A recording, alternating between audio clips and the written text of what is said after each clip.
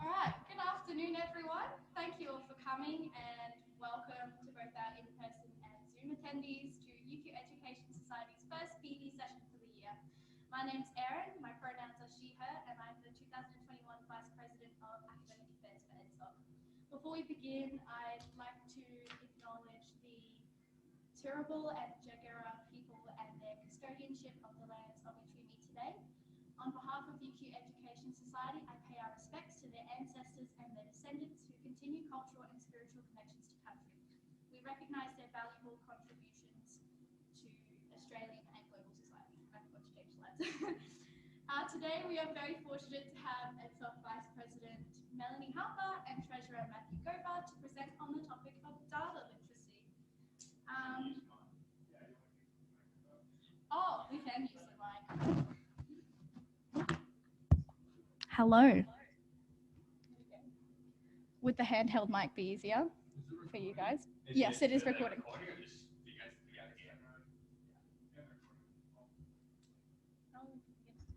I think we'll use this one because it's a bit easier. There we go. I'm still going. We're fortunate to have EdSoc Vice President Melanie and Treasurer Matthew to present on the topic of data literacy in education. Whilst they're presenting, please feel free to note any questions you might have, as we'll open the floor to questions at the end. Please give a warm welcome to Melanie Harper and Matthew Gover. Hi everyone, as Erin has already said, my name is Melanie and I am the 2021 EdSoc Vice President for Social and Engagement, and helping present this PD with me is Matthew, the 2021 EdSoc Treasurer. Today we will be talking to you about data and data literacy within education and why these two concepts are relevant to both pre and in-service teachers and educators.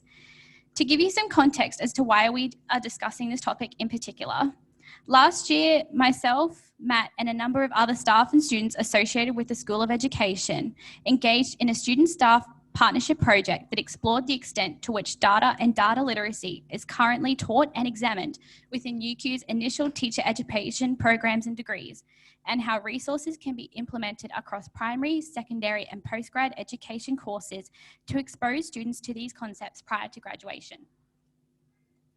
Our team designed and sent out a survey to all the 2020 education course coordinators to ask them if and how data and data literacy was being studied within their courses. And from this information, we developed 3 data literacy resources that can now be integrated into different lectures, tutorials, and workshops across all education programs offered here at UQ.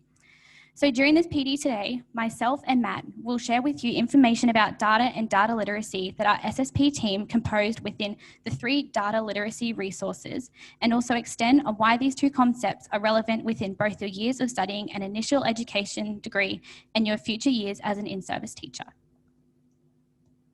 Cool. One thing we want to flag is Mel and I don't want to spend the whole PD kind of arguing about nuances around definitions and that type of stuff. So the first thing we wanted to do is get those definitions out of the way. First thing in terms of like defining data, the exact wording that we've put up there is saying that data refers to the raw textual or numeric information that is systematically collected and organized to represent some aspect of schooling across different levels. In short, kind of what this means, data as a whole, is any quantitative, qualitative numbers, words, something that describes a student's ability or student's performance, or they're like how they're going essentially just in class around data. Around the literacy of what data literacy is, we've got this definition from Manajak and Gama, who Mel will talk about a little bit more later on. But I'll let you read the big long thing. But in short, from an educational context, is referring to the skills of setting a learning purpose, and then around that learning purpose for the students in your class, analyzing data, collecting data, and evaluating where they're going with that, and using said data to amend and fix and essentially improve on the teaching that you've got to fulfill that learning purpose and get through to more of those students, which is a definition that links very, very closely to what we were talking about at the end, because one of the things we do want to do is making this PD as actionable as we can for what we need to use as like pre-service teachers in terms of data literacy. While this definition of data literacy may sound similar to the concept of assessment literacy, there is a distinct difference between these two terms. While assessment literacy refers to the knowledge of how to assess what students know, and what they can do, as well as how to interpret results and devise subsequent pedagogical approaches. Data literacy compels educators to think beyond just assessment literacy. It is its own entity, as it takes data into consideration beyond student achievement and often involves consideration of purpose, scale, objectivity, and bias, as well as criticality around data-driven decision-making.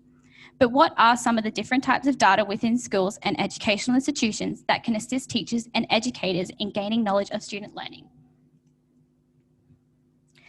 Data can be collected in different classrooms and learning spaces within schools and educational institutions through the use of formative assessment, summative assessment, standardised exams such as NAPLAN, classroom observation, student observation, behavioural reports, report cards, homework, the MySchool website, assessing student learning, as well as examination of previous academic achievement of students. Through the use of these various data sources, both pre-service and in-service teachers and educators can develop an understanding of the learning, achievement, and academic success of different students, and subsequently plan to implement teaching strategies, pedagogies, and assessment that will meet the needs of the children and adolescents in their classes. In terms of being able to use all these different data sources, teachers, pre-service teachers, like veteran teachers, whatever they are, need to have a complete myriad and like a plethora of skills, which are here. So in terms of being able to use these skills for the data sources, as you go across aggregating data, analyzing, collecting, disaggregating, which we'll talk about the specifics on how that's different to number one, organizing, storing, transforming, and then triangulating data.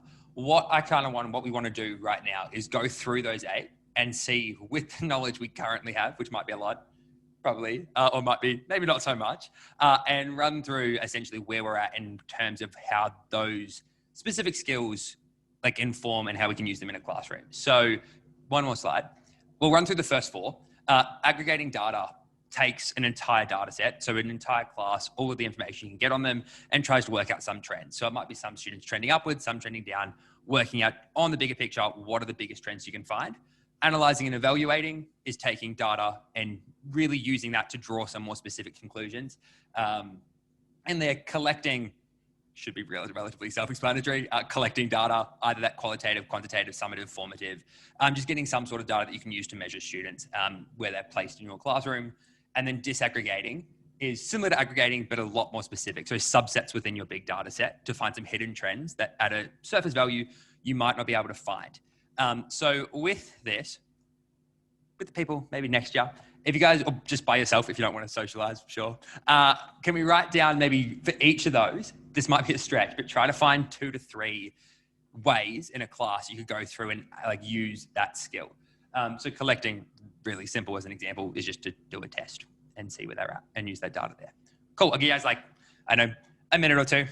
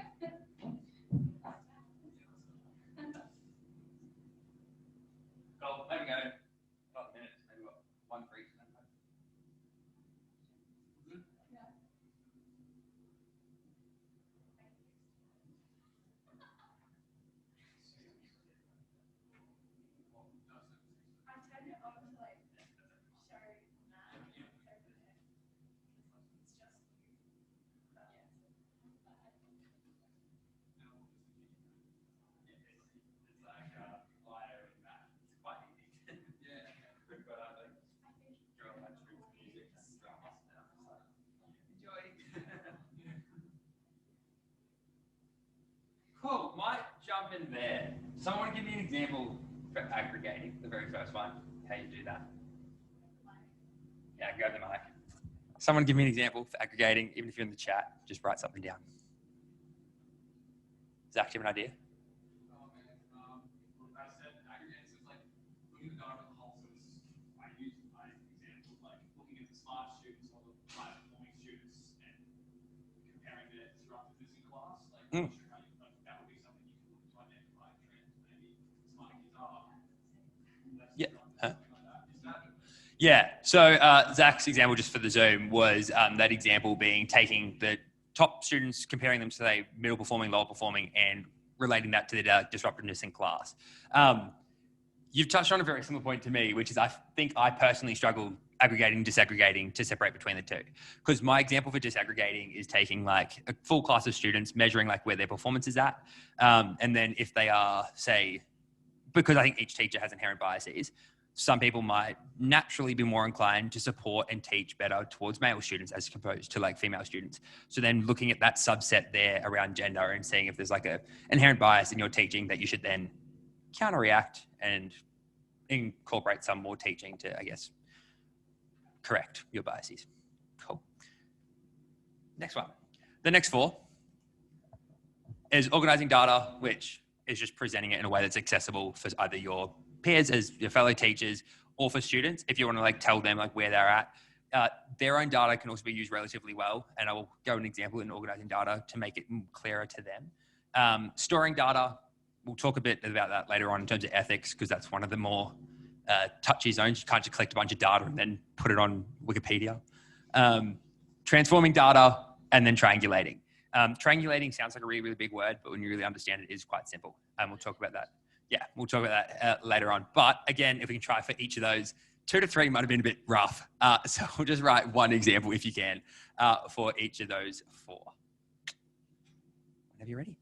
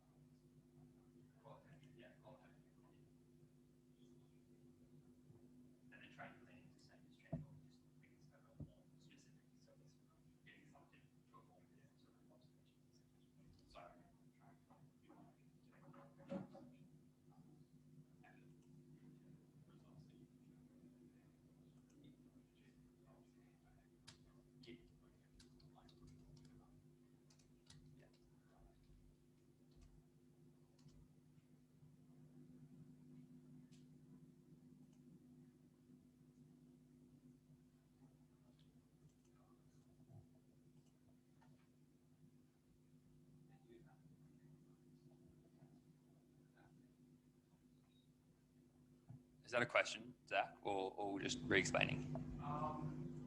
sort of a question. It's like what is transforming? Because there's different definitions of transforming data. Yep.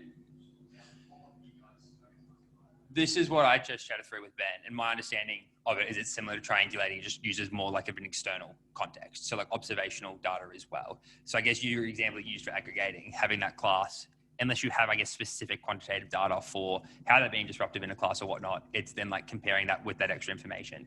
Do either you two have a bigger picture definition? Yeah. That's kind of how I'd go about like putting it. It's taking like in that extra information to associate that to the class. So not really comparing qualitative to quantitative, but like quantitative just in general to bigger trends of where they sit in a class and that type of stuff.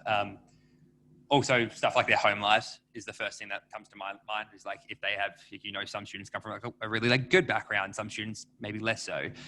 Using that to be like, if at home they're going to have a bunch of conflicts, and it's not going to be the best environment for them to sit down and focus all the time. Using that to transform and actually build a bit more meaning behind it. So you're not just viewing a student as a number, you're viewing them as like the individual with their whole context and life. Cool. Yeah, next slide. Which all of those things I think are relatively important. They're all very much linked. Like it's not like you can be good at triangulating and never collect data. Like they come hand in hand. But because of that, there's probably these are the ones that are most, that we've found to be like the highest leverage, I guess, for pre-service teachers. Identifying and selecting, so working out data that's fit for the purpose, i.e. if you want to work out, has the assessment that's been done at the same school for the last 5 years, is this a like productive, is it a like efficient assessment? You're not going to choose data from like a completely different assessment, like stuff that's actually going to be proving the purpose. You'd be surprised. Some people do very much struggle at that. Really important, organizing data as well. And then prioritizing in terms of you're going to have an infinite opportunity to get data and to like grab data from other teachers, making sure the stuff that you're getting is actually going to be the best output for your time. And you're not just going to spend day after day after day scrolling through a bunch of data and students' reports and stuff. Distinguishing so that you're not comparing their like full-term grades if you're just looking at a specific little thing, making sure that you're knowing like the differences there, and then analyzing can be really difficult because you can see a trend and be like, oh, the trend in this is like super, super obvious and it's really easy, but an actual analysis of that statistically will show it's a completely different trend. So that is the one that probably involves actual statistics, or go through, ask a different teacher, like use networks that you've got that ways. Make sure that we're going through that there if it's not necessarily your forte, being able to work out the specific trends and analyzing it. Great. Mel. As we discussed earlier, Mandanak and Gover make a clear differentiation between data literacy and assessment literacy. Data literacy for them incorporates knowledge of curricular content and pedagogical knowledge.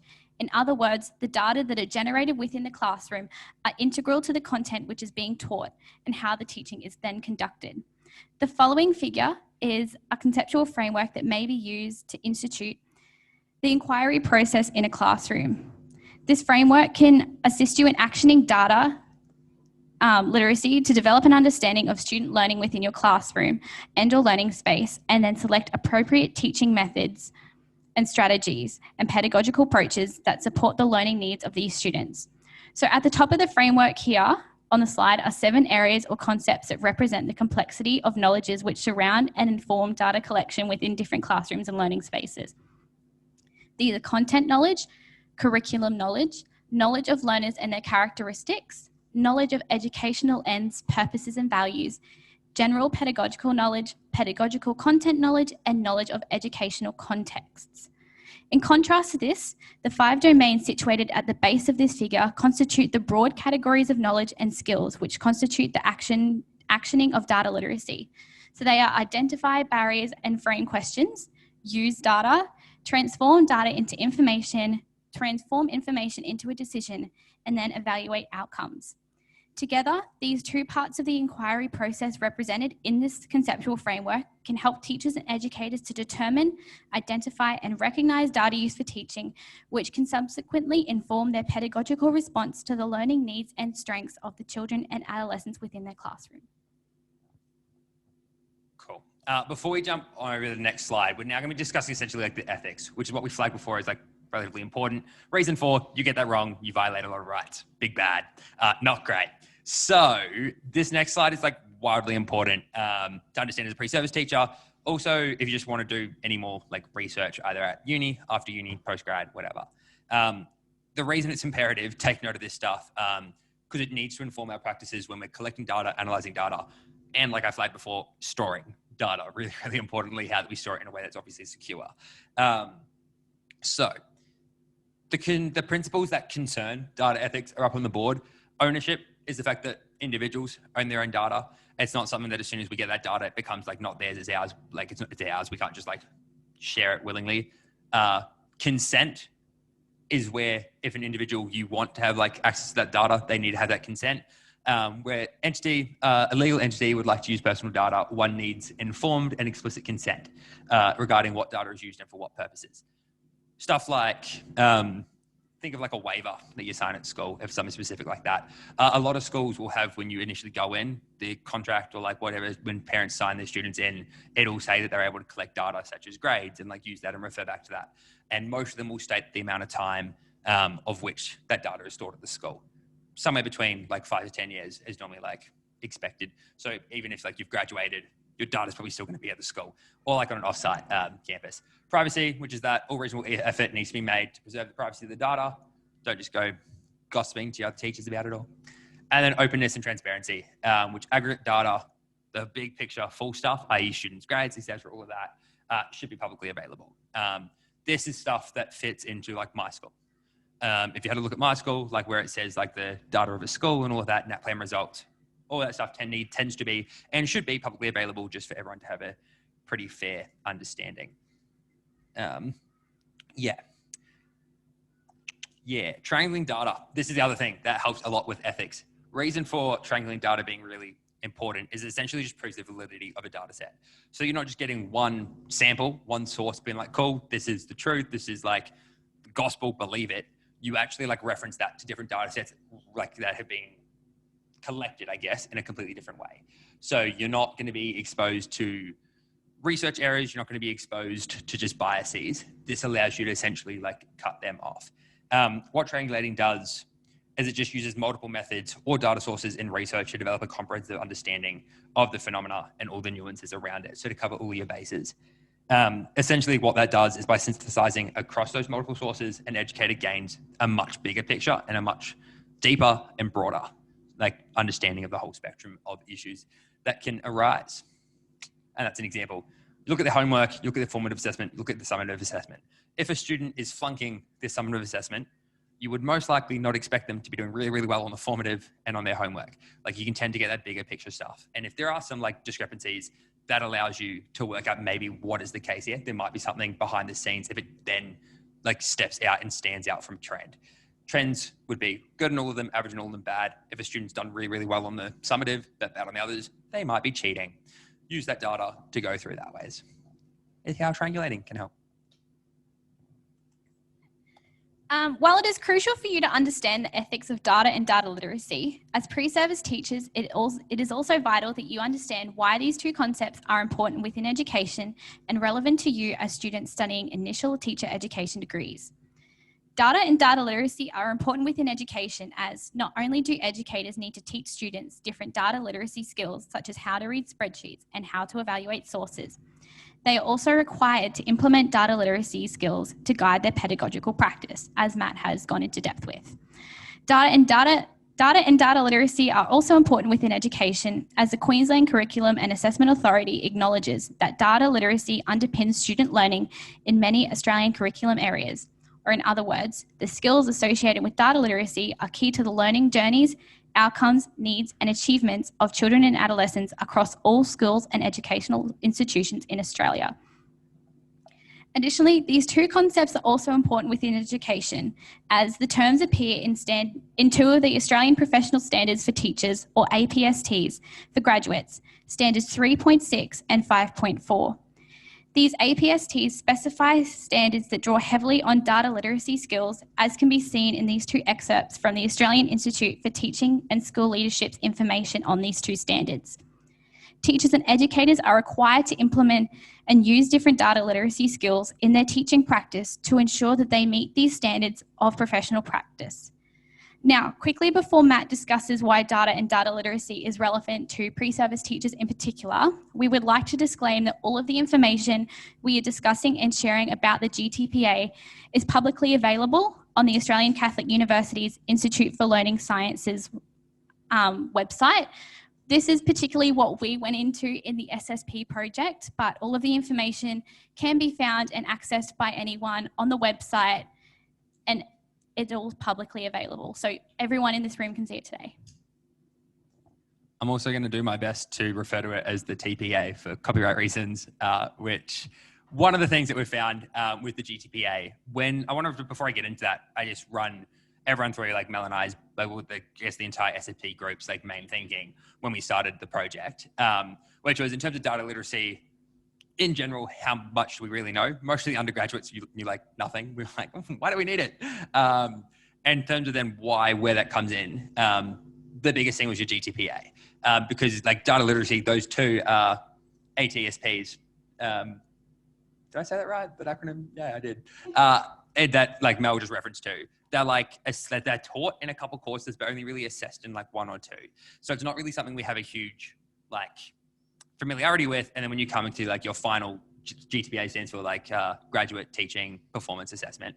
When you get to that, it's a big assessment in your final year in one of your placement blocks. You've got to collect your own data, use data, analyze it, store it, pick a certain student, dive into their performance, refine that student, amend your teaching, and give them an improvement, and then talk about what you've done to achieve that. Like, it's a lot of data, very heavy, and a lot of understanding. And for students to kind of like hit that and not really know data and have seen like how data is used in schools before, it can be kind of concerning. So that's initially where we went in, kind of take a dive, how to use data, specifically GTPA, and then stuff like this, so we can actually like get people to understand in general what it is.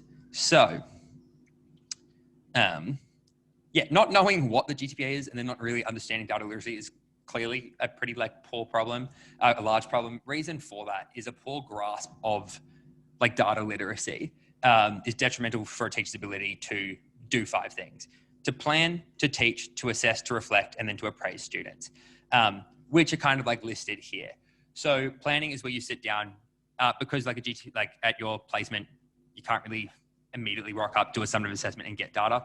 You can like have access, privacy like permitting, to use like students' data from the teacher that they already have and use that to like create a plan of what your lessons are going to be to like tailor that class. So if your class is doing really, really well, you're not going to hit them with like grade 2 level math or English or whatever you're doing through that ways. So given all of this, why should you care? What is the immediate impact? So the GTPA, being that big capstone assessment, is something that is imperative in our final year. A quote from the GTPA, and this is a slide back. I've got my notes out of order. Sorry, Mel. One back. Can you back? You're going forward. Yeah, great. Yeah, that one. No. Yeah, so a quote that the GTPA has put down is: the objective of the GTPA is to enable pre-service teachers to demonstrate their ability to engage with the full cycle of teaching practice in their final year professional experience placement, which aligns pretty closely to what they're saying, being an applied learning task and what it is, and what your lesson plans need to be doing, using student data and general learning theory to inform that. Throughout the placements, where pre-service teachers are required to consistently and continuously collect the data and refer back to that. So, as a show of hands, has anyone here been involved at uni with collecting either qualitative or quantitative research? Was that a half hand? No? Yeah, no one. I was hoping maybe one, which would be good news for them.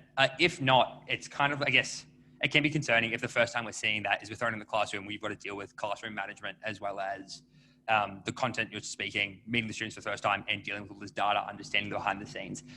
Because of that, something that is probably like worth running through of where we can go from right now is making sure that on placements, be it observations or be it just short-term placements, if your teacher has a spare, get them to like show you any of the data they have and how that's informed their teaching, so you can be experienced and introduced to that thinking beforehand before we get thrown in the deep end and stress.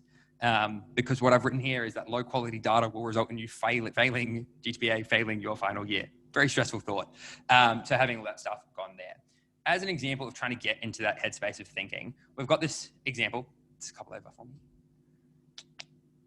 Yeah, I've kind of like talked to that. Yeah, I'll run through this. So reflecting again is just using data to go through and be like, with my pedagogy, with the approach that I've taken, has this been the most like accurate like approach? Going back to the definition around data literacy, having like that intended learning purpose, reflecting back to that, being like, cool, I achieved it for maybe like 75% of my students. For the 25% I didn't, the trend in there is they were the ones who missed out on my core planning lesson, and really like exposing it that way so you can get like the big picture, middle ground, and the nitty gritty as well. And then appraising is just the stuff that you do afterwards, going through, comparing your stuff to other people's results and seeing if it was specifically you or just in general an issue maybe with the whole approach taken with summative data from yourself or from another teacher. Cool. One more. Great. So this case study, Deeping Heights State High, the stuff that they do is their teachers will collectively, as a group, design their assessment tasks and plan activities, enabling students to go through this. 2 weeks into each curriculum, the staff will evaluate the students' progress towards their learning goals, and that data is also analysed, displayed on a data wall, and then reviewed collaboratively to inform student case management. What I want us to do, kind of again, in probably the same groups, can we run through and just try and provide a bit more context? So an example of what you could think that could look like. So teachers collaboratively designing assessment tasks that's going to like use that, run through like how they might go through that using the data as example, kind of a hint. The one from before that would like fit into that is that planning step. So go through and how teachers could like get like past data and use it to inform on like the areas they want to like teach proper and like get improvements if that area has been a real weakness in the past. Does that make sense in terms of what we're kind of asking? Got a nod, cool. Yeah, so go through those, and for each of those areas, there should be one pretty obvious way that teachers can go through and use that data literacy, those skills we talked about before, to inform that. For most of them, there is two that I've been able to have a think about, but try and find an example of those two things for each of those.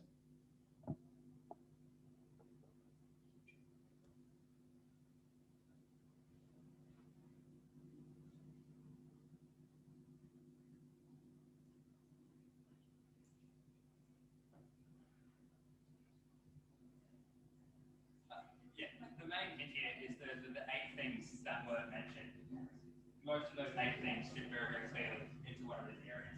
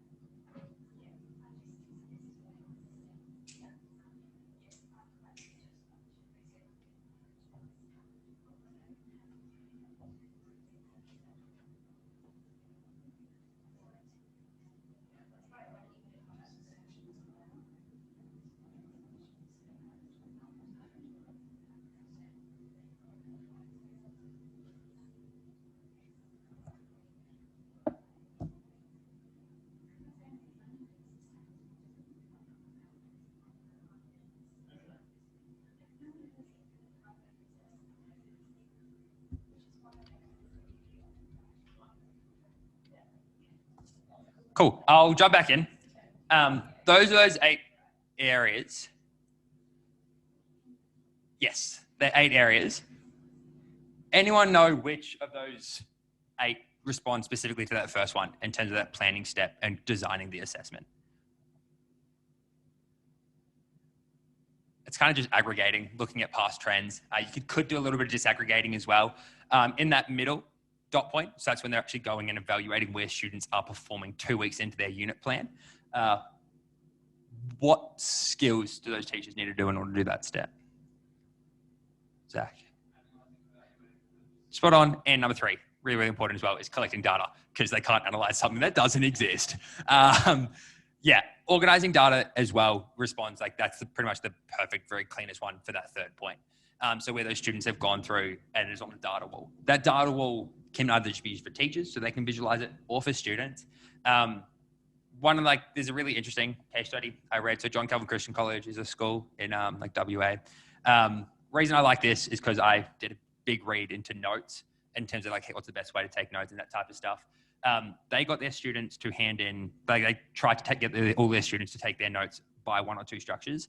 When they got their students like grade 11s to go do their first English test, they got them to walk in and hand their notes to the teacher. The teacher then marked all of their English like notes to how well they best fit the structure. The students then sat their exams, and the students ranked all 60 of the kids in this grade 11 cohort from best notes to crappiest notes. And then they marked their English test from best exam, best test, like best grade to lowest grade, and compared them. And all but 2 of those students matched up like perfectly. They didn't then keep this organized data, be like, secrets, notes equal info, like equals learning. Told the students that, right? And had that publicly available. So then all those students who beforehand didn't understand the benefit to notes and taking like really, really high quality notes, fixed their paradigm. They kind of like learned a little bit more and understood. Is how, I guess, that power of organizing data and transforming in a way can be really, really like useful for students. That's probably the one that I've struggled with the most, trying to like comprehend, being like, cool, I get it. I can like turn it into a graph, but what do I do with that graph, right? And I think that's like one pretty like powerful way of how that information can be used to encourage students to take a bit of a step on. So right back to the end again.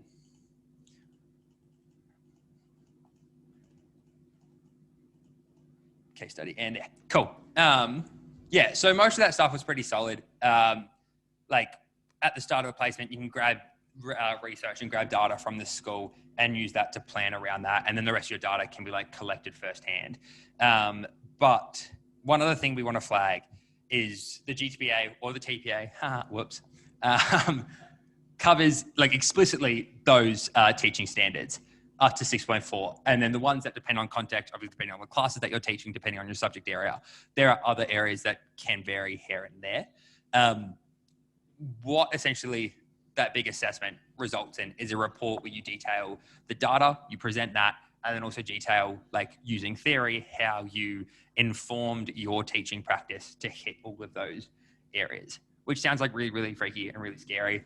But I think the fact that that happens, like I was at a maths teachers association meeting maybe a week or two ago, and they had this like guy who'd been teaching for 3 or 4 years out the front, and he just said, yeah, an example of how he hit ABST 3.5. And I was like, what on earth is 3.5? But he was just very much across it. So I checked him afterwards and asked why. And he was just like, yeah, pretty much since when he hit his final year, didn't really know them, so committed them to heart and just made it more front of mind, which I thought was kind of cool. Definitely don't have to do that.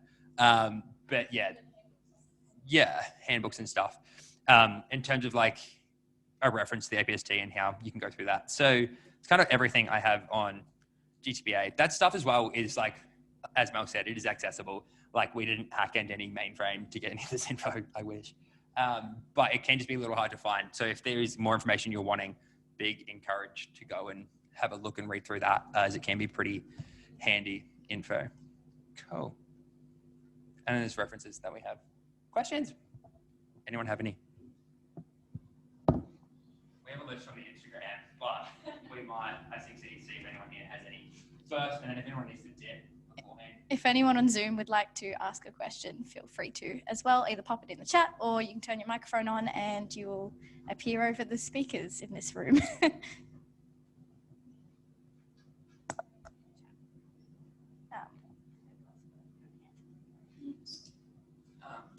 Anyone got a question? Yeah. You mentioned in the ethics section with openness and transparency, you said the aggregate data should be publicly available. Does that, I guess, collide with the privacy aspect of it? Like, is it anonymous data or is aggregate? Aggregate would be like. Can we just repeat the question as well? So We most definitely can. Question being repeated. The ethics around aggregate data being like fully available, open and available to the public. How does that deal with privacy? Yes, great question. The way I've understood this is, so privacy would be like a student such as Maxwell. Maxwell got a B on his math. Maxwell also missed 30 days of school. Therefore, from that, what we show is Maxwell did worse because he wasn't at school. Really obvious trend. The aggregate data of that doesn't have his name in it.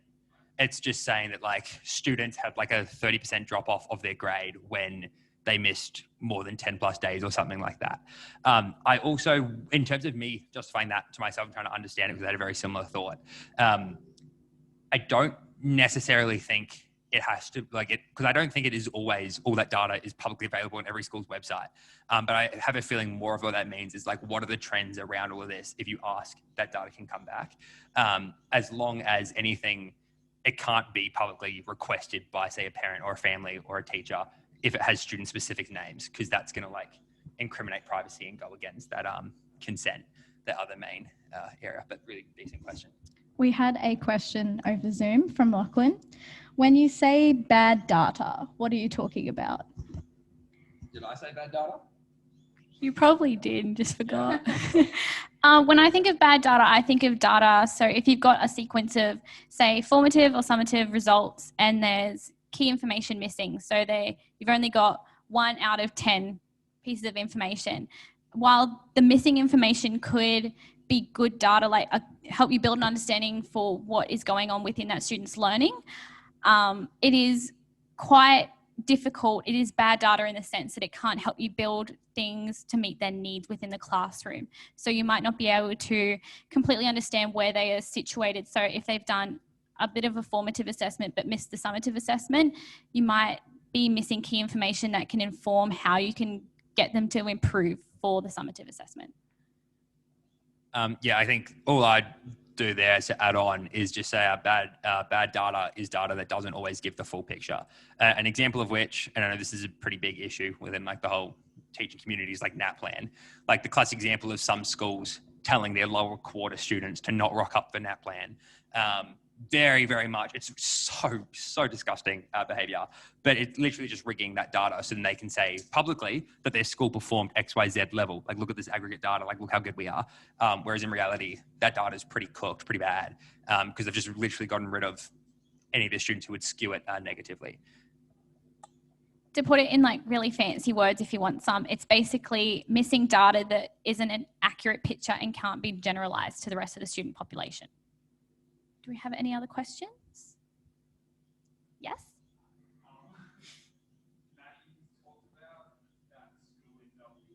Yeah.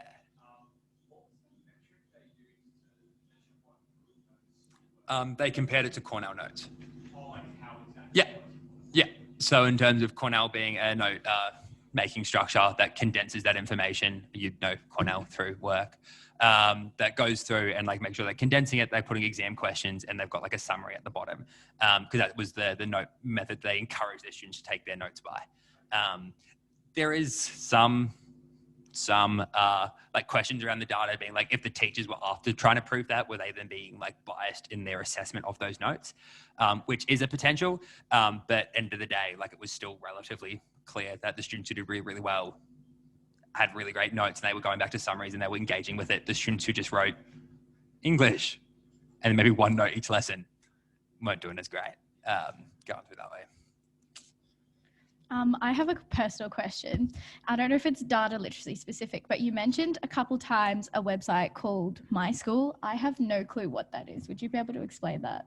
I didn't know what it was till our SSP project as well, but it's quite cool. It basically has, correct me if I'm wrong, school data. So you go in and you type in a school and you can see a lot of the data. Oh yes, good idea getting it up. I'm pretty sure you can actually make an account for it because I tried. But it has a lot of cool information about different schools that it's a good idea to have a look at the school you're going to placement for if you want some general information or if you want to have a peek at your old high school. And it tells you like, am I sharing to the screen? Yeah, the screen sharing. Yeah, so that's my school. So yeah, so I actually went to Marsden for my last previous placement. It is now actually known as the best school across Australia. It was an amazing school to be at. And you can basically see all their data on this. So I actually looked the school up during our SSP project when I found out what the website was. And it was a different Marsden. It's a New South Wales one, but... Not that one, never mind. I'm talking about the one in Logan. But no, it's a really good website to look up if you want some of that key data, especially if you're going into your fourth year placement and you want some of the general data about the school before you actually look into individual data of students. It's a really good idea if you just want to get a brief glance and understanding of what the school is like. Yeah, cool. I had no clue that existed, so thank you.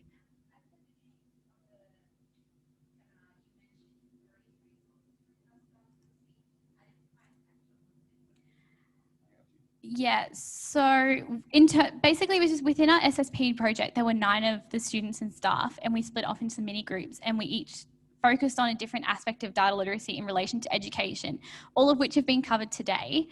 The only reason we didn't kind of explicitly discuss which one is because of the content within each, specifically the one Matt and I focused on.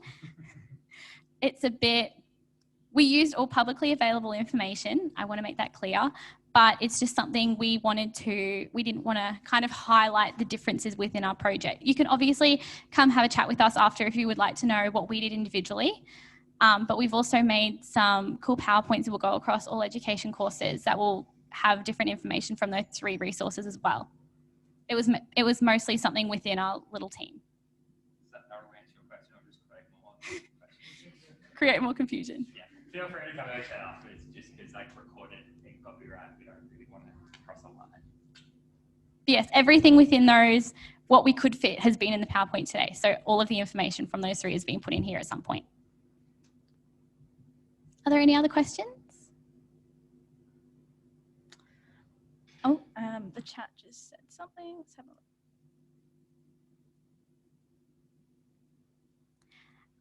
I think it's easy to incorporate and find data literacy across all curriculum areas. I myself am a history and legal studies teacher, so I know where I'm coming from with humanities. It's really easily applied to any subject. So you could probably talk a bit more about its relevance in science and math, because that is very relevant there with quantitative. Well, I was one of the questions we got submitted on Insta was, I'm a music teacher. How is data literacy relevant to me and other subjects that aren't very data orientated? The example when I read that and thought about it is like, again, just getting a graph where you compare, say, students' performance and how much they've like succeeded, or like, have they done all their scales? Have they done, I don't know, an Amy B exam or whatever their like metric of success is in music, compare that to how many hours that student has logged of practice each week. Put that up and you're like, cool, they do more practice, they do better. Tell students that. And that's some data you can use. Also, it's just data of testing students in music and then using that to inform, are they doing well? Are they not doing well? Are they hitting the learning outcomes? And across all subjects, you can do things like class observation, student observation, homework. It doesn't just have to be quantitative or qualitative in particular. It could be things like observation. So just watching your class, observing what they do and trying to collect your own data from that. We have a couple more questions from the Instagram. Are there any differences in how we use data literacy between primary and secondary? I think in terms of that, you'd be able to collect the same data, but the context in which you're collecting it would be a bit different, because obviously in most primary schools, teachers are spending the whole day with their students across the whole class. But in secondary schooling, you're with a lot of teachers all day, every day of the week. So I think in terms of kind of student observation and class observation, it would be primary students and their teachers would be able to collect data from a whole day, every day of the week, which would probably have a bit more consistency on the teacher's perspective. But when you get to the secondary school, you might only be seeing the same student 2 or 3 times a week. That's not even including absences. So it would be harder to collect consistent data, and honestly, a lot of data. You would probably collect more individual student observation data in primary and class observation. But you can still collect things like homework, summative assessment, formative assessment. It's just kind of the context in which it will be collected. Anything to add? Not really. It's just the main difference is like context around that. Like younger kids, you're not really going to want. I think the main difference for me is just how you, I guess, would present that. Like the difference could be in the I've forgotten the name of it, but the organizing that data. Like if you want to process student like that data onto students, there's no point giving a big bar graph or like whatever to grade ones being like, here you go, Jimmy. Like actually working out what makes sense there and presenting it to them in a way that they can understand. If that's something that you want to do in the organizing student focused, would be the only main difference beyond what Mel said. Yeah.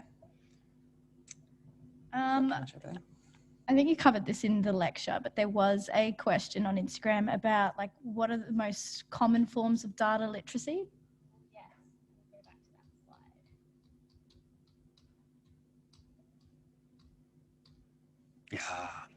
Yeah. So these, regardless of most common, I actually had a little spiel on this that I skipped, so I'll go back to it because this question is probably directly linked to that. Yeah, so these skills, the reason they're the most important or most commonly used is because the way that they assess pre-service teachers and educators and understanding the learning needs and styles of the students that they teach during that, like their placements or when they're actually teaching. Also, because these are the ones that are most valuable per se towards that teaching professional assessment at the end. So yeah, those ones, again, it's that identifying data that's actually like beneficial, organizing it either for other staff or to teachers, prioritizing, distinguishing. I'm surprised collecting isn't up there.